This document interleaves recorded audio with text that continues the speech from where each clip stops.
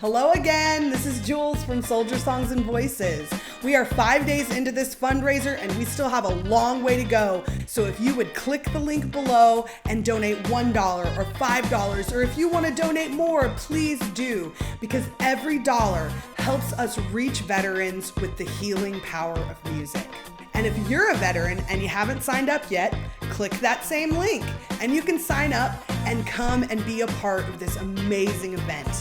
So, a lot of us have had the pleasure of sitting around one fire or another and get to hear Dustin tell this story. But for those of you who haven't, I wanted to tell y'all a little bit about the history of how Soldier Songs and Voices came to be.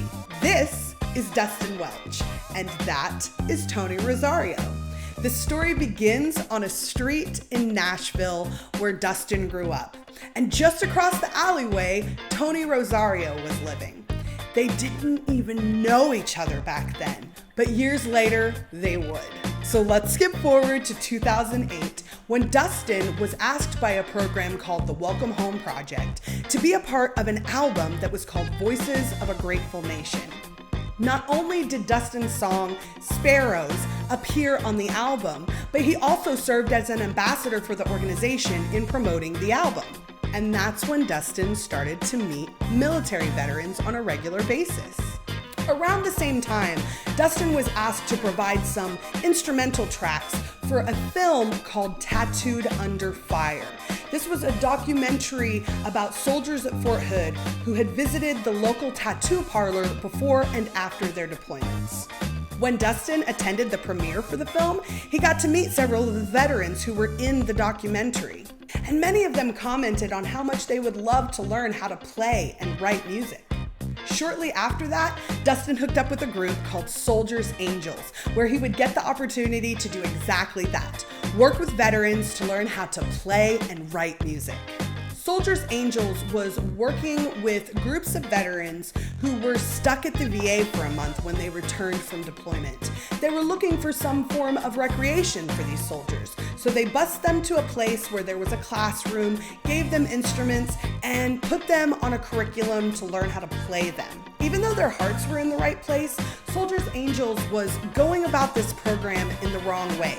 It was in a classroom with fluorescent lights and a curriculum and homework. It wasn't the recreation that they had hoped it would be, and the soldiers weren't coming back. So Dustin said, there is a better way to do this. Let's do a weekly program with local veterans, and let's get together at some kind of mutual ground, not an American Legion, not a VFW. Let's maybe meet up at a local music venue. That's where Cheatham Street Warehouse comes in. Dustin knew Kent Finlay as a fervent supporter of original songwriting in San Marcos, Texas. And Kent was more than happy to have the veterans meet up at his venue. And Dustin is also a traveling musician. So when he was out on his travels, he would talk about the program during his set. And he always had people approach him after the shows and say, how can I start a program like that here? Then, when he was playing a show in Colorado once, somebody said, hey, there's a guy I know, Tony Rosario, who is doing a very similar thing up in Grand Junction. The next day, Dustin traveled to Grand Junction. He was able to get a hold of Tony, and that was when Tony told him that they had lived across the alleyway from one another in Nashville for years, so long ago. And even though both of them had traveled to so many different places and landed in completely different places, somehow both of them ended up working to help veterans through the healing power of music. Dustin says it's as if something or someone was guiding them and pointing them toward one another that whole time. Tony's program was called Soldier Songs. Dustin joined him and they became Soldier Songs and Voices. And the rest, as they say, is history.